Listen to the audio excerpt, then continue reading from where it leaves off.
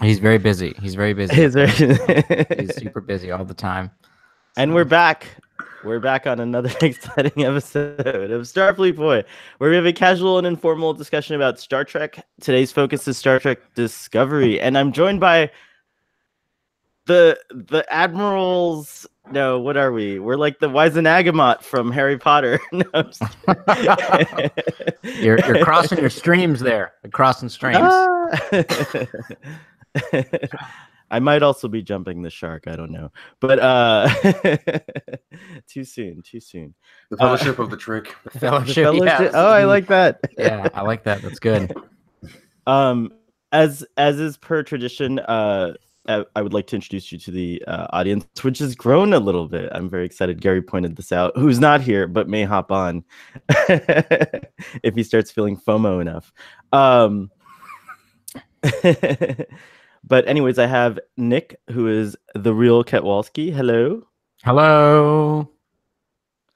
Nice backgrounds. Very cool. Thank you. And I've got my pajama flannels on too. So super very nice. Yeah.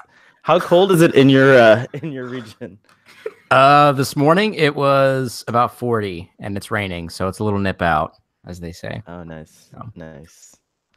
It's gonna rain here, so thank you for the bad weather. I live in South Florida, and so we never get bad weather. That's right. I'm joined by Sean from Trek on the Tube, not in the Tube. Although you are in. The Hey. If you had a test tube baby, it would be a Trek tube baby. Wow, that's good. That was a good pun there. Thank you. And Trekkie Rob. Trekkie Rob from the Trek Book Club. Hi. How do I get a if I'm asking for a friend and the audience, how do I get like a pin from you? I haven't got many left. I gave away most of them at Destination Star Trek. I think I've got a few. I'll find them. Can you hold one for me for Christmas? Yeah. Okay, thank you. Didn't take much persuading. Thank you. The rest of you have to go and sign up to be one of the few the few who can get. Subscribe to Starfleet Boy to get a Trek Book Club.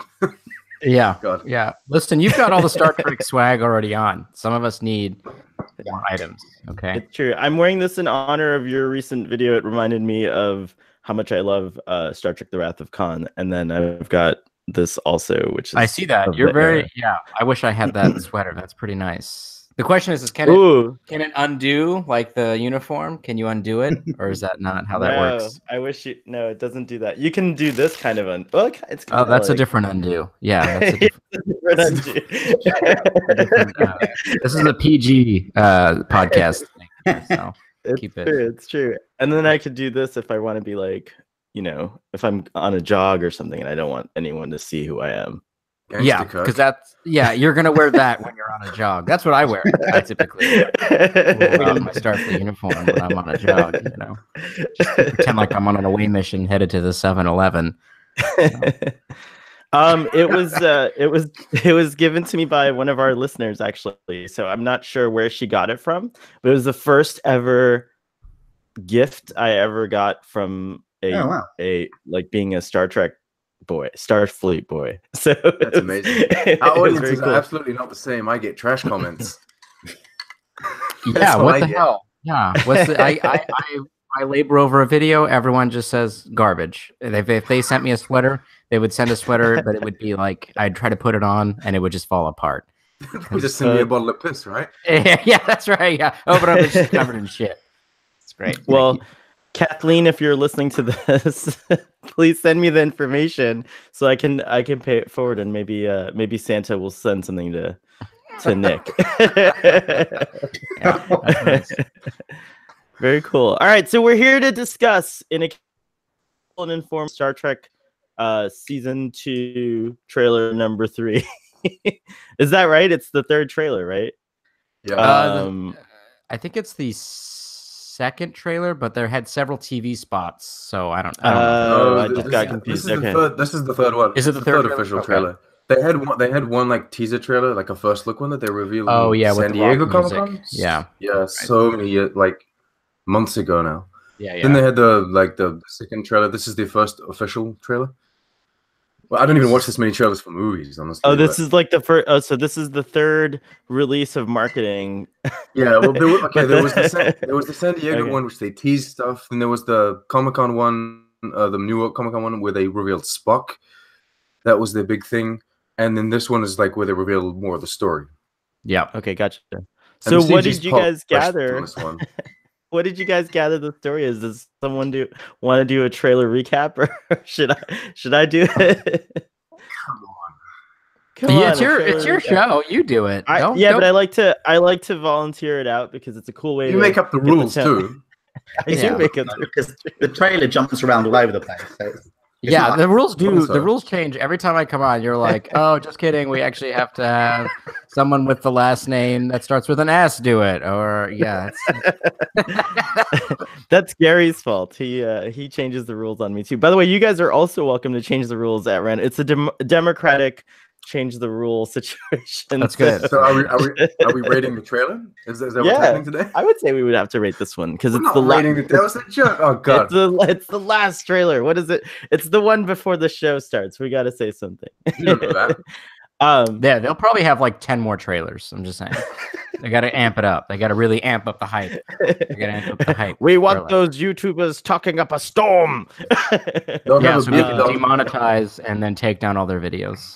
Yeah. Hashtag still bitter. Still bitter. We'll have a soapbox platform segment in this episode. So we'll probably want to do that. They'll have a no bearded Spock trailer as well. Reveal him in the blue uniform with no beard, right? They're just going to do a whole trailer. It's going to be a whole 2-minute trailer of just Spock just shaving. That's all it's going to be. Slowly. All right, I'll do the trailer summary.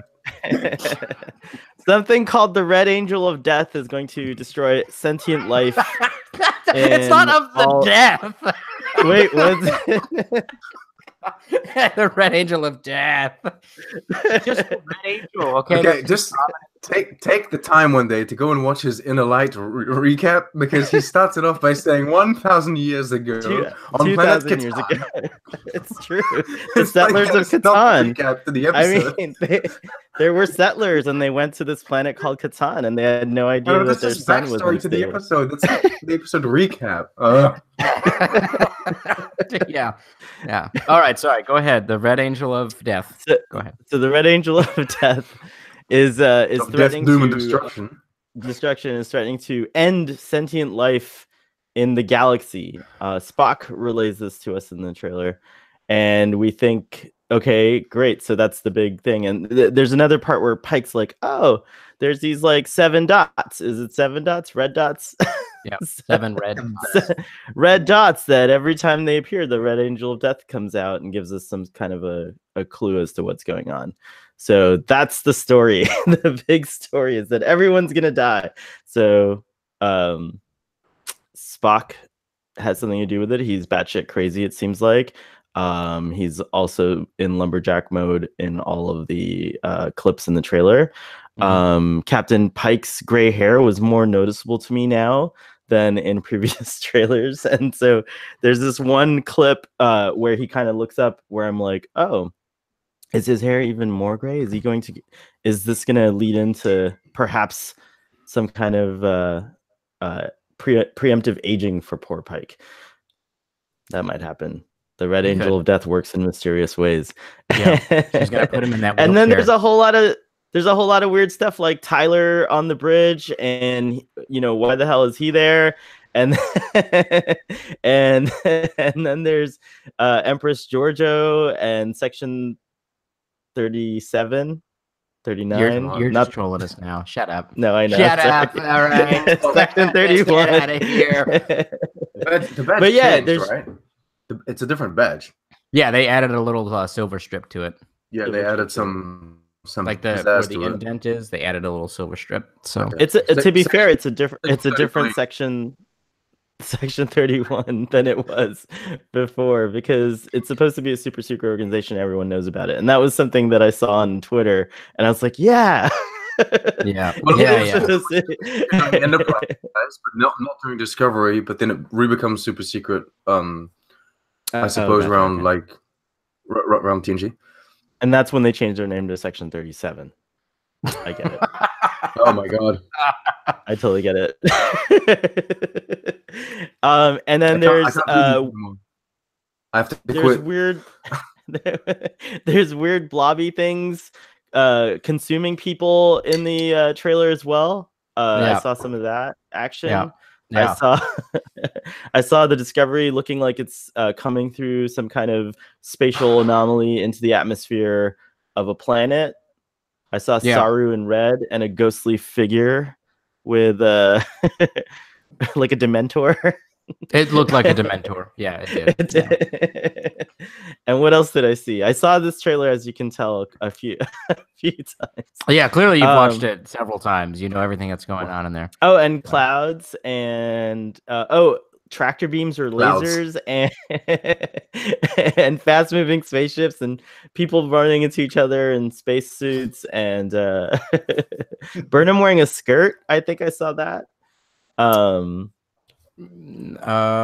Did she have? She's wearing like she's wearing a tunic. Vulcan, maybe it's a tunic, a Vulcan tunic or something. But then Spock's wearing it as well. It's just like civilian clothing, which is weird because then like Burnham and Spock are at some point wearing just civilian clothing on the bridge, so it looks like they kind of observers to this whole thing.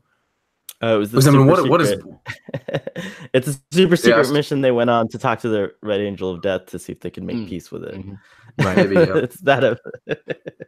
That's it. That's my summary for the trailer. Well, you did great. I'm really proud of you. Thank you. Thank you. All right.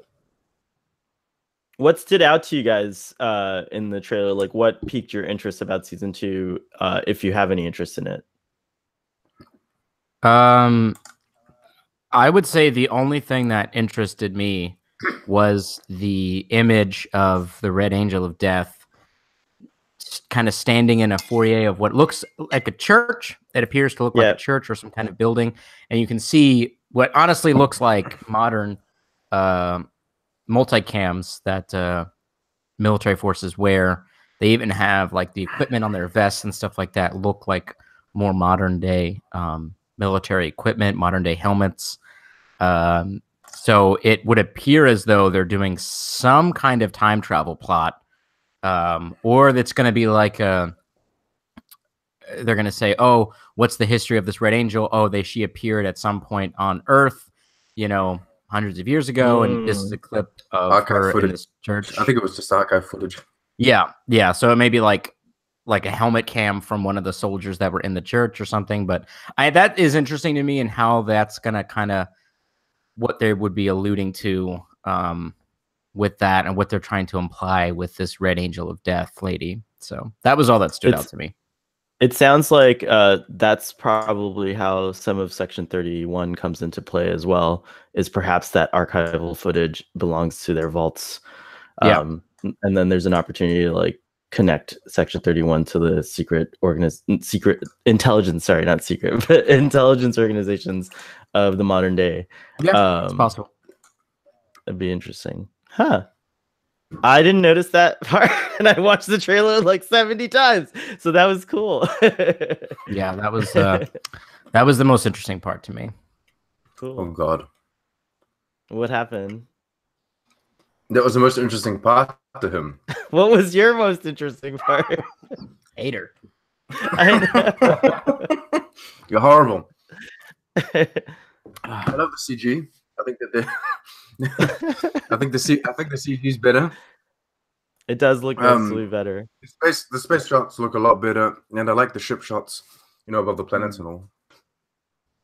I think it was just generally speaking, I got a better idea of where they're going with the story, and it stands out to me that they're like doing a universe-ending arc yet again, and I'm not too keen on that, be it in Star Trek or anything else. I just think it's what does Pike say to Tyler in that one scene? He's like, our future's being threatened or something like that, or we're always fighting. We're in a fight for the future, and then he's all always in a fight for the future. Yeah. Yeah. Okay. Yeah. Whatever. We're always in a fight for the future. Fair enough. Wasn't I mean, fair enough. We're not in the fight for the past, but wasn't that an X-Files slogan? Fight the future. It was, yeah. Wait, yeah. Whose slogan was "Fight the Future"? X-Files. The X-Files. Oh yeah, X-Files movie. Anyway, random. The truth is out there was also their slogan. I like that one. yeah, no, actually, okay. So the one thing that did stand out to me, I don't know if this was meant to be comedy because I watched a couple other videos and no one really picked up on it, but I found it really funny. You had this moment where Pike looks at Spock and he's all like, is that a smile I see?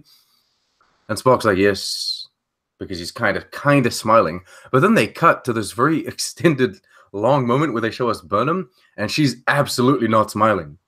And I just find it very funny that Spock's the half Vulcan, and he's the one that's like letting his emotions through, and Burnham's just constantly always frustrated. I don't know. That made me laugh. I think season 1 of Discovery proves that they're not afraid of doing really strange and funny things on the show. I was not as happy as I thought I would be about Lumberjack Spock. So I'm now waiting for now I'm a little nervous. I was like, initially I guess before he spoke, I was like super excited. Right.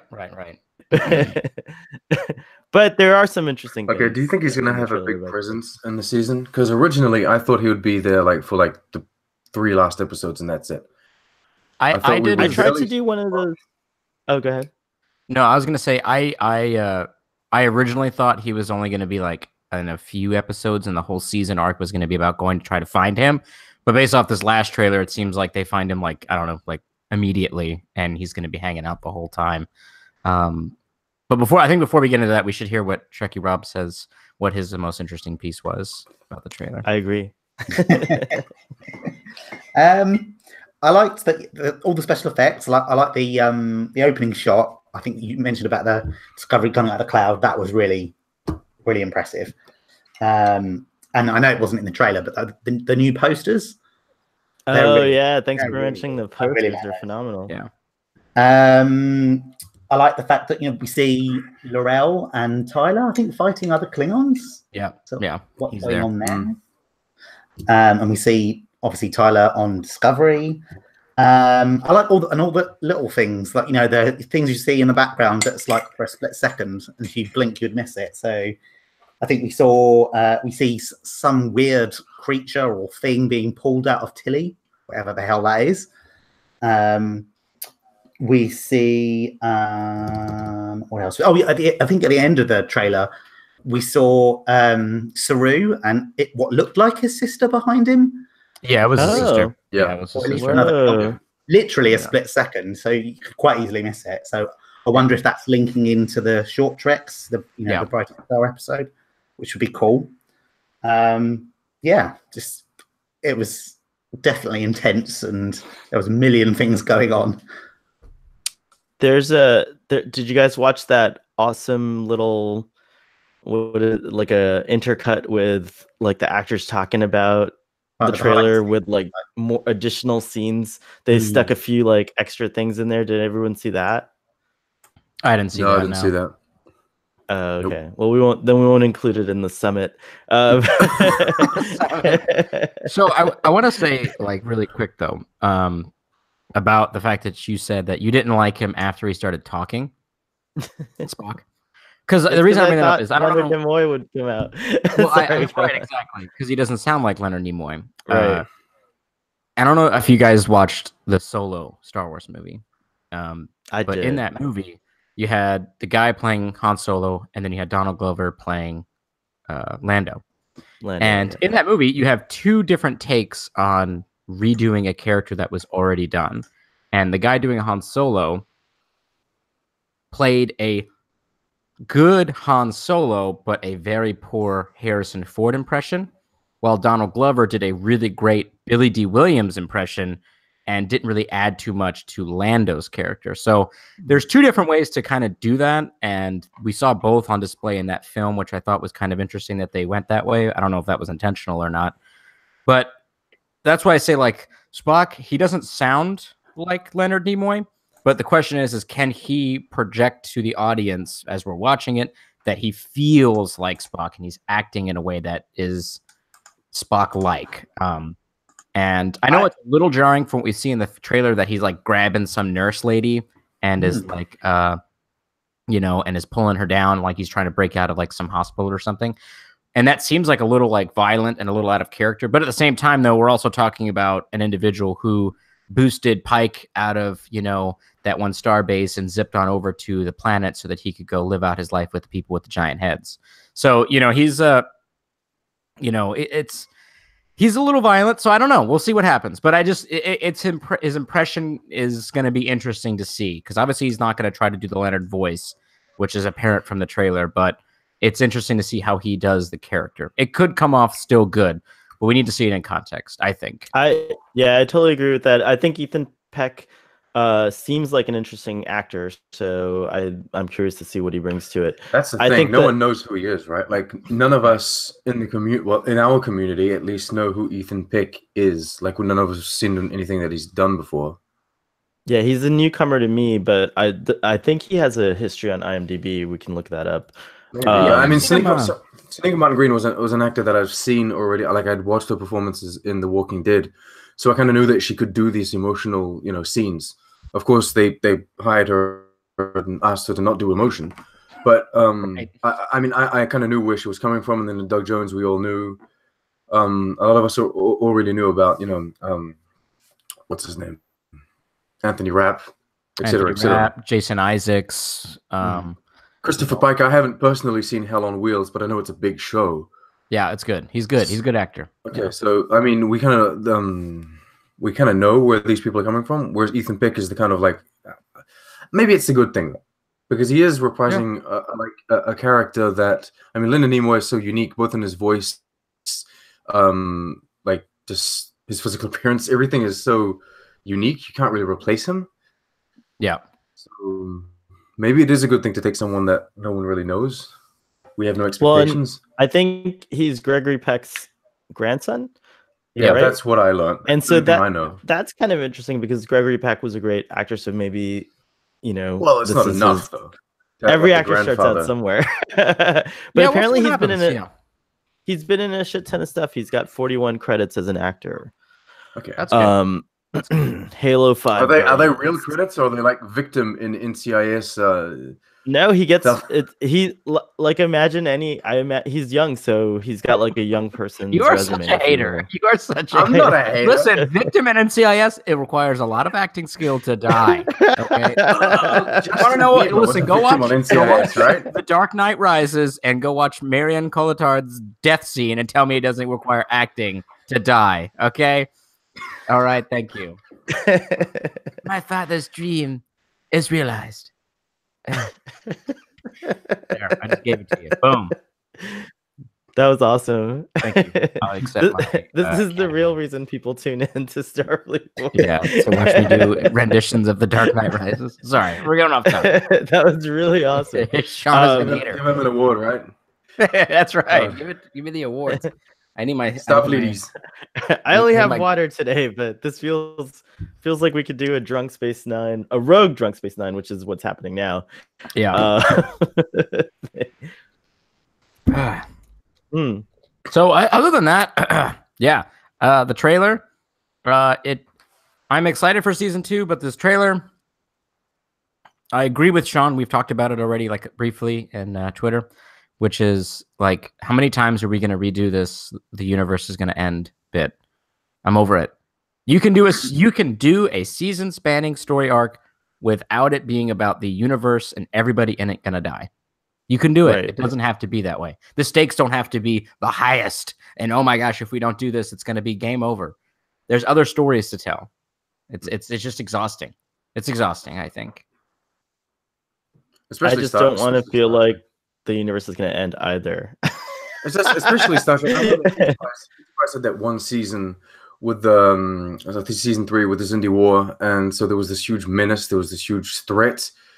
And so it was kind of like, oh my God, is the Earth going to be destroyed? Ultimately, it wasn't, because I mean, we've seen all the rest of Star Trek.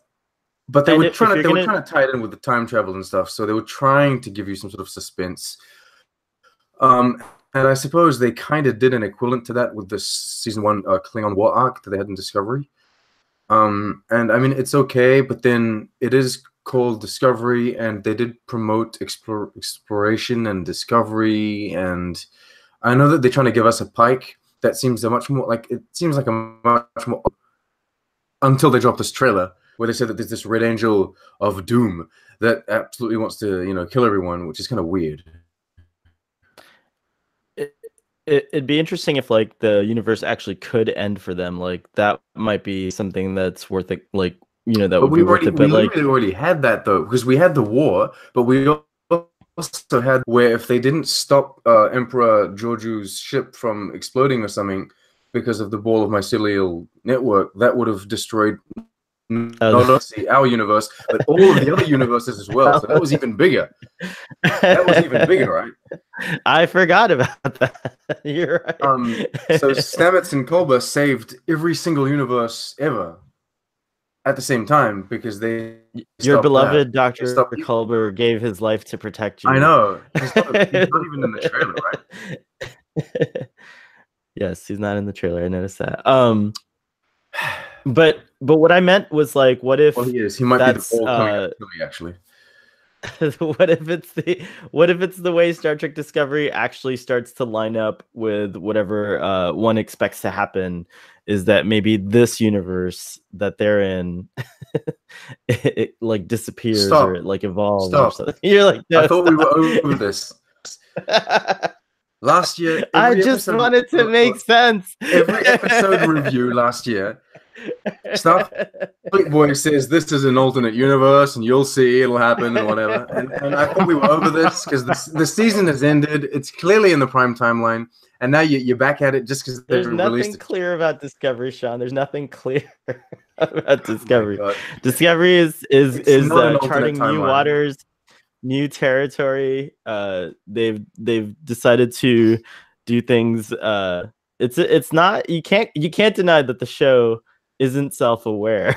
like you can't tell me that like the people involved with the show don't realize, oh, it looks so different from like what people probably expect this to look like or even feel like or behave like. I think it's intentional, all of it. People that are aware and that are creating the show get fired one by one. So every time we get a new creative team and I wonder what they're going to do with the idea, but yeah, we'll see. Tricky Rob, you're being so quiet. Speak. I know. I'm taking it all in. Okay, so here's the thing. There was Saru and his sister, clearly, at some point. Yes. And there's this mentor, black, cloudy kind of beast at some point. Yeah. Is that a Baul? Yes, that's my guess. Yeah. That's my guess 100%. The question is why does he go back? Because he already knows. Like, Saru left knowing full well he just left his whole family and his whole village behind because some random woman came off of a shuttle from space and said, just fucking leave. And he's like, okay. Anyways, yeah, but I'm getting filmed season 2 at that point. He knew. Right. But he knew. Yeah, that's true. He did film. That's right. Yeah. So I don't know why he went back. That's the only question is why did he go back now as opposed to any time before then? I don't know. I have no idea. Maybe does it really matter? Maybe the Kelpians have developed. I don't know. Have developed more, so he's allowed to go back. And maybe is it just his sister that left? Because his sister saw him leave, and it's like all of these years that have gone by, these 15 years, she's been trying to leave the planet. She finally left. That could be the case because he did. That's a good point, guys. Because he did not. I don't remember. Maybe you guys remember. I don't think he brought the thing with him. I think he left it in his hut. Oh yeah, like a little communication device. So it's possible his sister figured it out too. It's very possible. Maybe he did it. Or when he's lonely, he sends messages to it, hoping she sees it, and maybe she started interacting with it, like thinking that it was. Could be yeah, true. You're right. Yeah. Check, Rob, like you just said. Yeah, maybe he left it intentionally. And Michelle really Yeoh's Lieutenant Georgiou is such a fucking trash at her job. She didn't bother to actually go get it. Hey, she's one of the most highly decorated captains of the fleet. She's all like, you know what's super. Yeah, I'm not gonna beam down. No, we're gonna land the entire fucking starship in the ocean. What is this? Fucking Into Darkness? Why don't we just put it under the water? That was an amazing visual sequence. Probably one of the most beautiful ones I've ever seen on Star Trek. Don't make me fly to your house. Also produced by the way. But I think it's ILM. Anyways, we'll put the star. God, I can't talk about it because you guys are gonna get me on a rant about putting a ship under the ocean, and it's a terrible idea. Subject. Somebody change the subject. Captain, we're resting. Wait, so I mean, I was kind of hoping that the red person, whoever that is, I mean, obviously wasn't evil. I was hoping it wasn't going to be evil, right? Obviously, it's going to be an Iconian. Oh my god! It's going to be an Iconian, or they're going to redo the entire Iconian. They're going to take everything from the Iconians and pull it. But you guys, Iconians are they're from Star Trek: The Next Generation in that episode with the portals, right? Yeah. So I did a video about most of the Iconian stuff. That's great. From Star Trek. Where I have the knowledge from.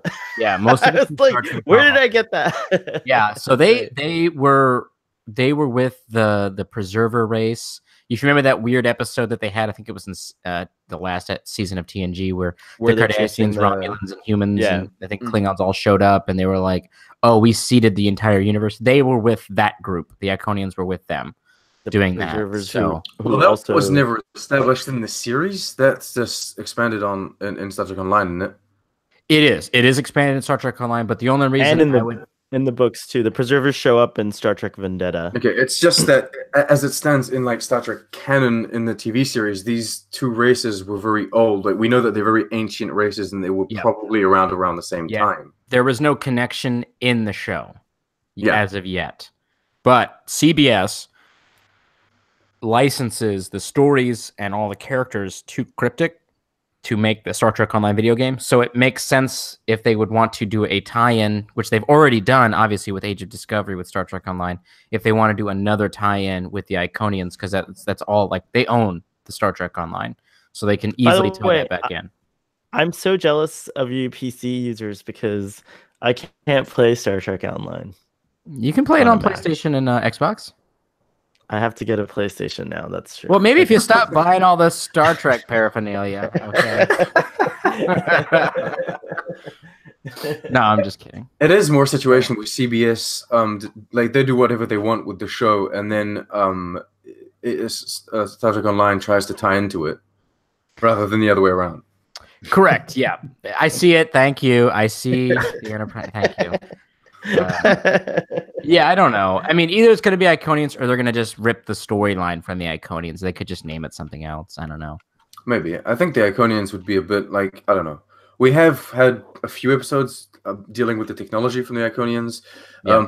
Picard seems to have extensive knowledge about them, but he fails to mention that they ever showed up during this time of Discovery.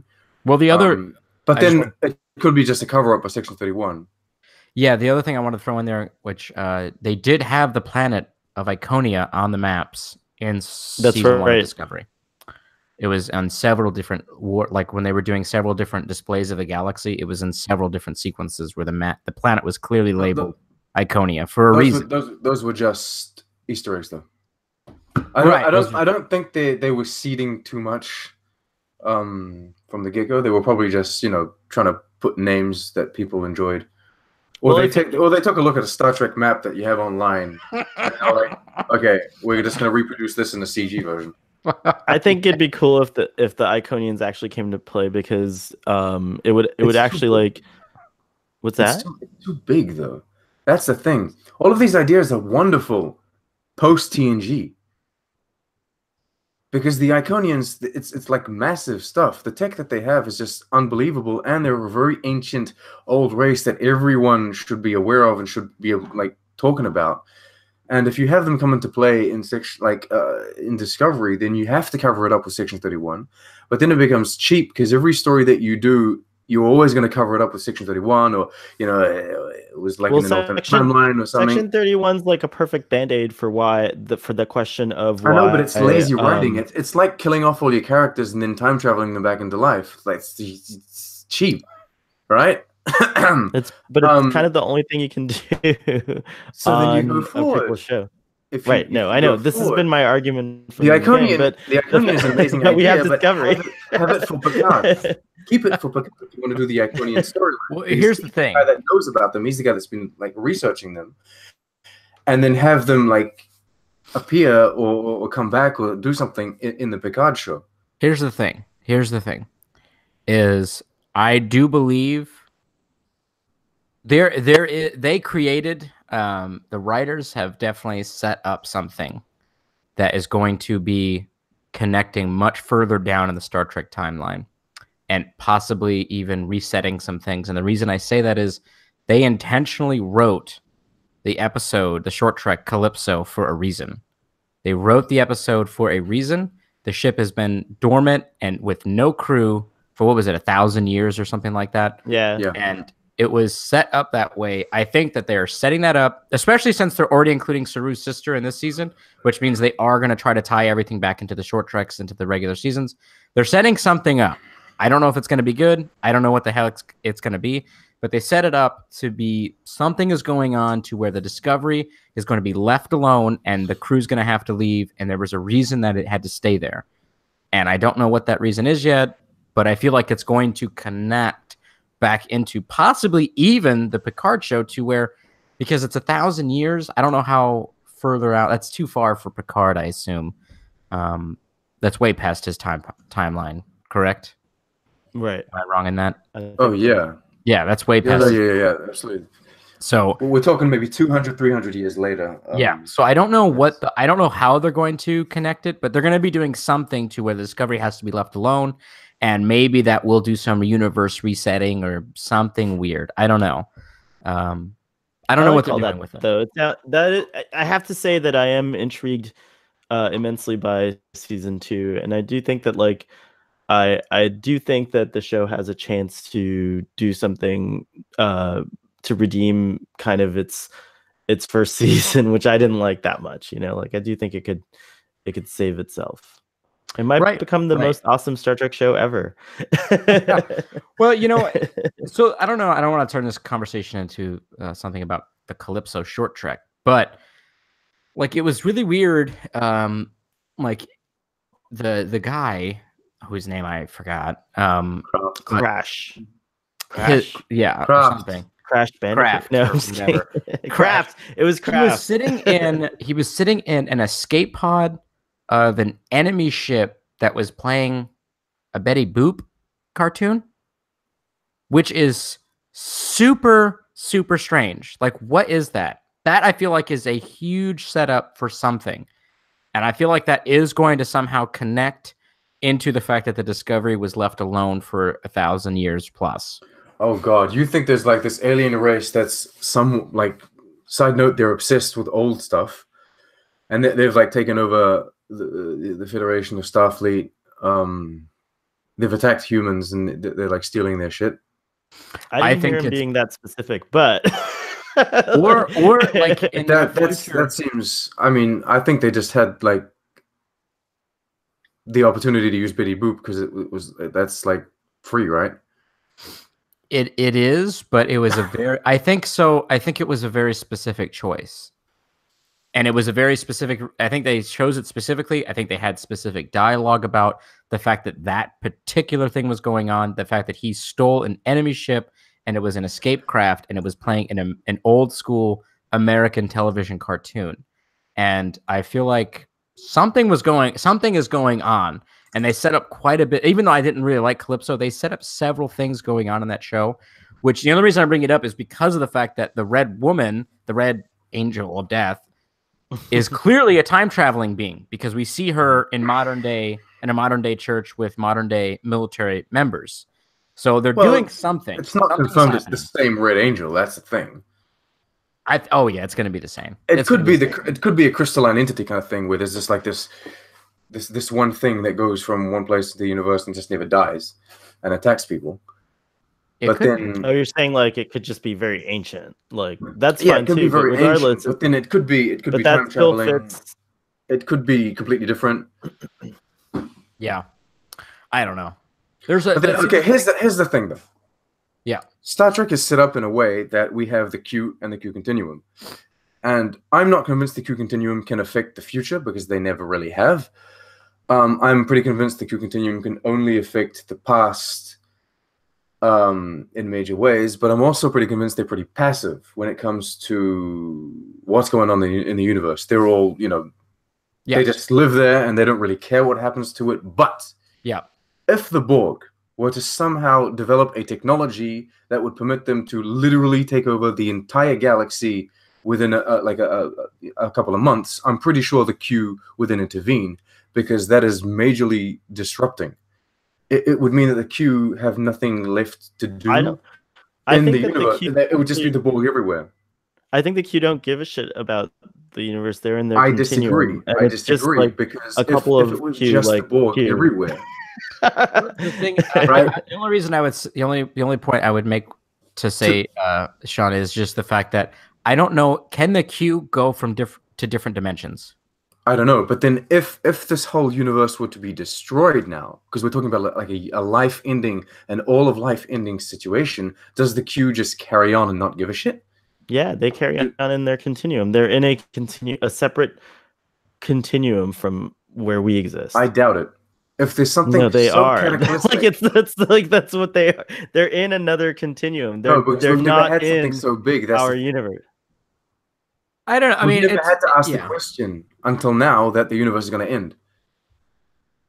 Well, the thing is, though, is it's not going to end, and this is all just and it's only the galaxy. This is all just a bullshit plot device to make the stakes raised for season 2, because they're not going to. Because you're wrong. It's not. It's prime timeline. This is it. The universe isn't going to end. It's with some fucking thing. And Michael Burnham is going to sacrifice herself to save the universe at the end of season 4 when they cancel the show. So. When the Picard show is doing extremely well and it takes you over everything. I'm just saying that they're setting up several things. That's why they set up several things in the Calypso show, and they are setting up a few things in this trailer with this red woman or this red person. The question is are they going to pay them off? Are we going to get to see some really cool connections that maybe we wouldn't have experienced from other Trek shows? That to me is what's interesting, not this plot of let's go find barista Spock and see what he's up to. Okay, I would like that. I would like all of the shows to interconnect. Not only these modern ones. I want all of these modern shows to interconnect as much as they can. But I like the announcement kind of made about the Picard show where he says that they're going to be tying in and linking in maybe ending stories or continuing stories that existed in TNG regarding Picard. So I like that idea. I like the idea of having like a very complete universe to go into. And when you watch this show, it all interconnects into this show and then this show. And it's even better if they can do that to the old ones. Because then it doesn't feel like we've got all this Discovery stuff going on and everything related to it, and then all of the old stuff is just old. It's nice to have them, all interconnect. I do think though that you're wrong regarding the short treks. I think you're seeing way too much into this. They did short treks 1,000 years in the future because they wanted this story specifically on this set that they already have built, and they didn't really know how to do that, so they did 1,000 years in the future, and it justifies the AI getting sentient, and that's it. They put that doesn't preclude that there's a possible story thread that they've created. I kind of hope rather that Nick is right, because that would be exciting, because that's something I totally didn't expect or wouldn't have expected, is that there's a payoff from this like really obscure moment or this really like what's played off as like an uneventful moment, the Betty Boop thing. It is weird, but then you just kind of like forget about it. And so if that comes into play in a bigger way, it'll be pretty cool, I think. Rob, what do you think? It would be amazing. So these red bursts, right? Wait, what? These red bursts that's meant to foreshadow the coming of this red angel. Am I right in thinking that they're like all across the universe? They're like thousands and thousands of light years away. From the trailer, it seems like the galaxy's under threat. Spock uses the specific language that the galaxy, the life in our galaxy is going to be So we're talking the 4 quadrants. Yes, exactly. Like I don't think the universe is in threat because there's way more galaxies in the universe, and like that's for next season because they have to elevate. but something's threatening the galaxy. So are they gonna have to? Are they traveling from like to find these bursts, or because that's like a big distance they've got to. Yeah, and that means but the discoveries that means they're gonna probably bring the I was gonna call it the hyperdrive, the dash, the spore drive, the dash, the displacement activated spore hub drive. Oh, then it just makes it seem stupid, right? but hopefully, I think that's gonna definitely come back into play if I had to guess, because yes, how do you reach like a one that's in the Delta Quadrant, and so it would also, again, change what we know, which is that the Voyager was the first ship. Well, actually, that's not true, because in Voyager, right, there's other instances of like Delta Quadrant incursion, lost ships and what have you. That's why I believe Q can't affect and can't predict the future, because he says, the Federation won't be here until I don't know how many years. And then when he gets there, Voyager's already there, and he's like, "Oh my god, what are you guys doing here? Humans shouldn't be in this quadrant." But then he doesn't even realize, he doesn't even know that there are other human ships that are already there and that have been there for a while. Yeah, but like a stray ship here and there is not the Federation, right? I mean, like it is. I mean, Voyager does actually bring Federation knowledge to the people of the Delta Quadrant, so there's going to be like stories about them. But the actual Federation isn't in the Delta Quadrant. Technically, so he's right. So I'm looking at the red bursts. And if I were to cut this map up in a very just straight out and straight to the side line, only one of them is in the Alpha Quadrant. The rest isn't. Like they've got 2 in the Delta, 1 almost in the Gamma Quadrant. Well, no, 3 are in the Alpha Quadrant, but only 1 is in Federation space. So yeah, I don't. If that's it, but then I wouldn't think it's that. I think, isn't it just? Wouldn't it be in one solar system? There's a galaxy in the thing, so who knows? But, I don't know. That's big, right? That's way too big. But how do they even know that? Oh, when these 7 bursts appear, this red woman appears. That far away, how do they even know? How do they know? How do they have any? This is the first time she showed up in modern Starfleet current history. How would they have any idea that? Oh yeah, whenever these red bursts show up, she's coming. But then, how do they know there's 7 red bursts? Like if one pops up in the Delta Quadrant, right? Like how do they know that? Pike is saying that in the trailer. Pike is saying that line about her appearing in his yellow tunic. And so I think that the Enterprise, in searching for Spock, who's gone missing, the Enterprise crew, it's not the first time we searched for Spock. We've had to search for him many times before. He's always lost. Yeah, he's always lost. He's on an adventure to get a little pon far, if you know what I mean. I hate Spock. Oh, that's why he really disappears. That's why he really disappears. He went off to get Pon Far. We figured it out. With discount Christy Alley. So. Can I assist? He was rejected, though, because he's got a beard. Can I assist you? Can't Pon Far with a beard. Can't Pon Far. Well, I mean, that's not the Pon Far boyfriend you bring home to your parents. He's absolutely not. Oh, dear Lord. He's not the Pon Far you bring home. Rob, does this individual have facial hair? Rob, did you take any notes, or did any of you guys take any notes? Do you have any, anything else to? Because I think the discussion's disintegrating fast. Burnham brings back Tyler. He has a beard as well. God, these kids. Don't get me started on Esha. I forgot all about it. I was going to go on a huge. These kids, right? Why is he back on the bridge? So why does he have a Starfleet uniform on? Why did they were like, what's going on exactly? What are you? You're the guy who was a different guy who was hanging out with the Queen of the Empire, and now you're back on Discovery. We should definitely put you back into Starfleet. They're just handing out uniforms like it's nobody's business. This is the future. We accept all people, and we accept all people that have disorders that make them different people at the same time. So Wow. if he comes back and he says I'm Tyler, then we give him a uniform. And then if he just goes crazy and says now I'm Vok, then just take the uniform off and let him leave. Right? That's how we do it. Now you have to do your Vok impression of, and say Kalis. Kalis. Yeah. Dog food. Food. What? What did you say? Can you please spit out your gah? Yeah. Oh my goodness. Somebody go light the fake light of Kalis and let's get this show started. I know what Yahoo Deshakbe means. And it means? It means kill one of them. I don't care which one.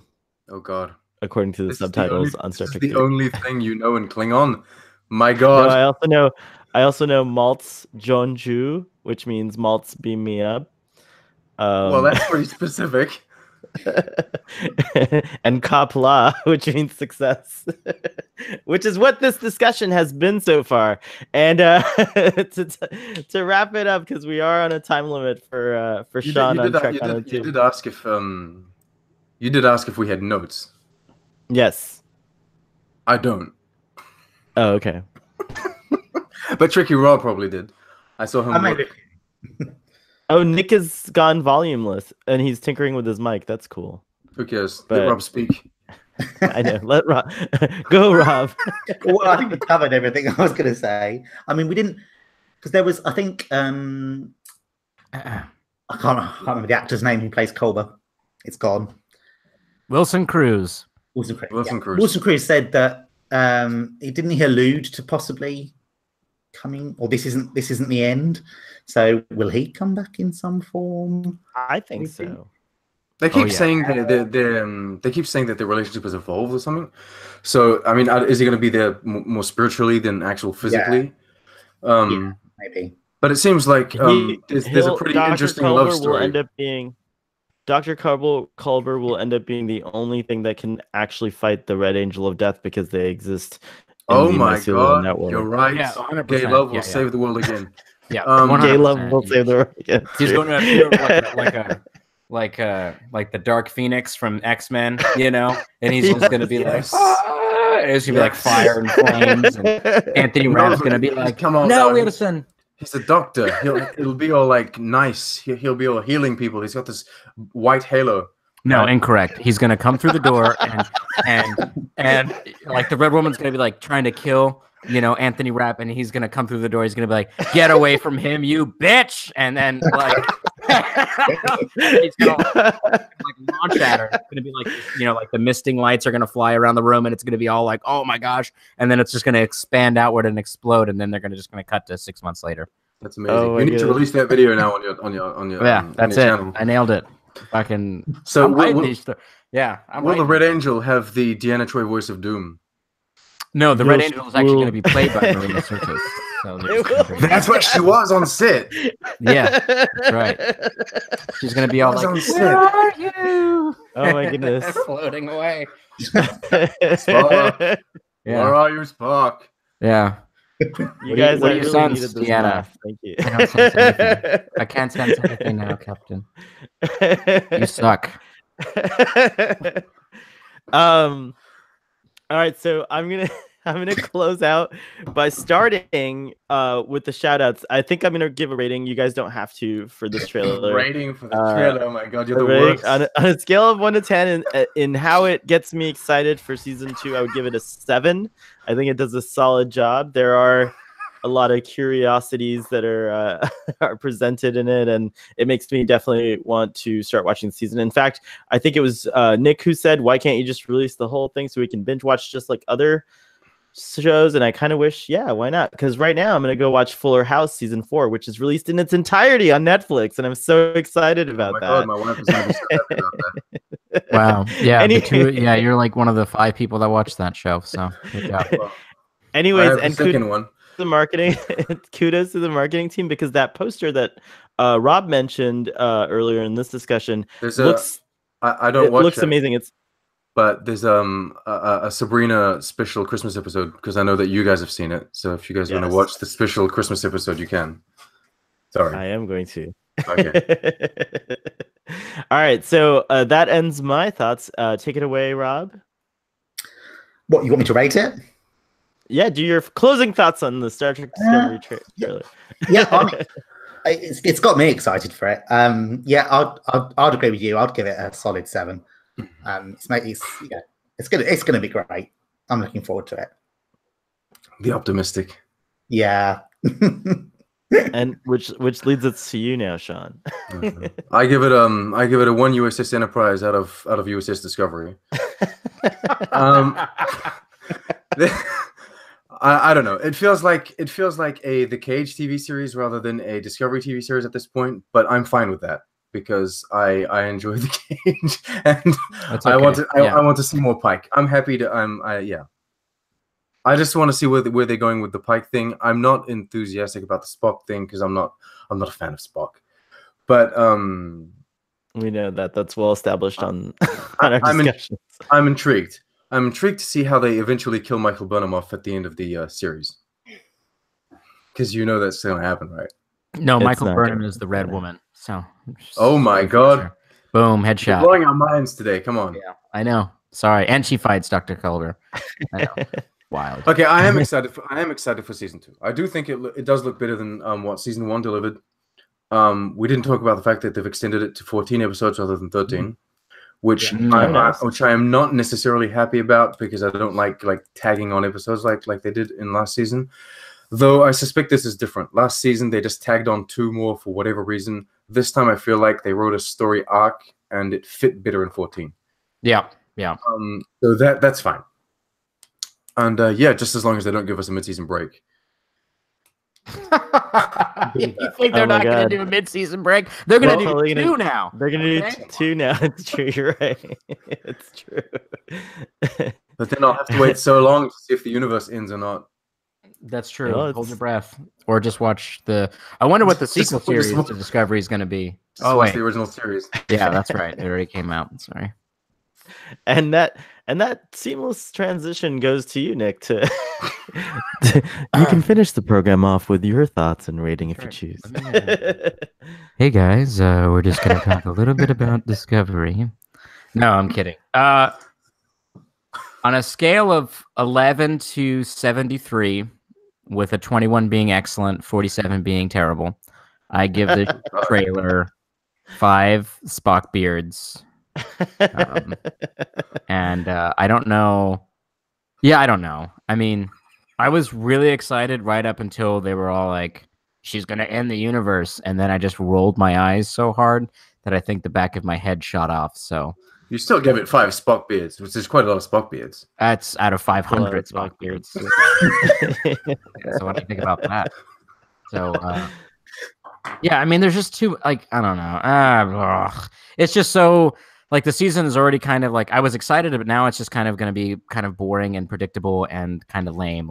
They go Anson Mount takes the Discovery, and then they're going to go find Spock, and then L'Rell's power is going to be, struggled with the Klingon Empire, and then they're going to have to leave the Klingon Empire, and then they're going to wind up back on the Discovery with Tyler, and he's going to fall back in love with Burnham, and then they're going to have the beards, and then it's just so all right, I hope that there's other things happening in this season, but so far what you've shown me is everything I could have written myself.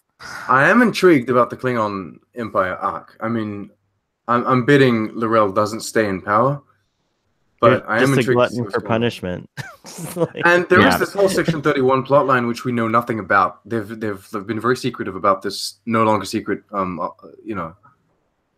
thing. And it's a super secret covert ops that everyone knows about, and yeah, I mean, I honestly, yeah, she's going to be on the ship there to, like you guys said, to deliver the information that they already have about the Red Woman, and it's just I don't know, it's just so far, it's just kind of I was excited, but this last trailer just kind of bummed me out a little bit. It kind of took the wind out of it. So hopefully, I'm pleasantly surprised. Maybe I changed my rating back down to 3 Spock beards. So.